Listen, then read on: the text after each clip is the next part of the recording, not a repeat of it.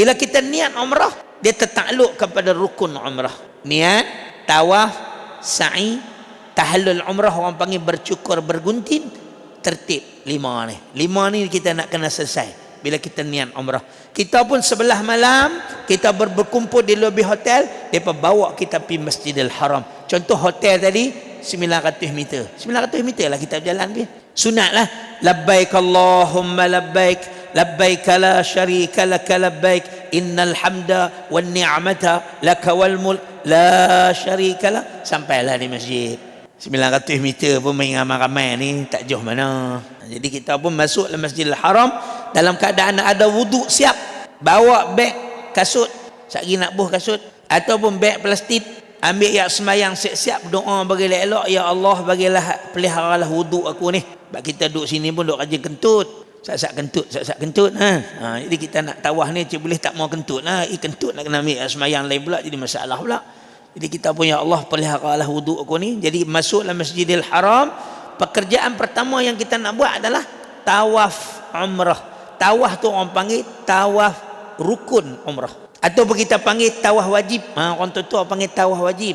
Wajib kena tawaf sebab umrah tu. Ataupun kita panggil tawaf rukun, dia semua. Ataupun kita panggil tawaf umrah, dia belakang. Bila kita tawaf saja, tawaf tu sebenarnya tak niat pun sah. Maksud dia niat ni apalah? Bila kita nak mula tawaf tu kita niat ni, aku tawaf umrah 7 pusingan, tak niat pun sah. Pasal apa? Tawaf tu adalah tawaf rukun. Dia bukan tawaf sunat. Dia bukan tawaf wadang, dan dia bukan tawaf kudum. Selamat datang bagi haji ifrad dan haji qiran. Kalau kita terus pergi tawaf ya, bismillah Allahu akbar, tawaf, Allah terlupa nak niat tadi ni, sah boleh. Tapi kalau kita niat lagi bagus. Cak ayam, aku tawaf umrah 7 pusingan kerana Allah. Tawaf lah 7 pusingan. Nak baca apa? Baca apa pun.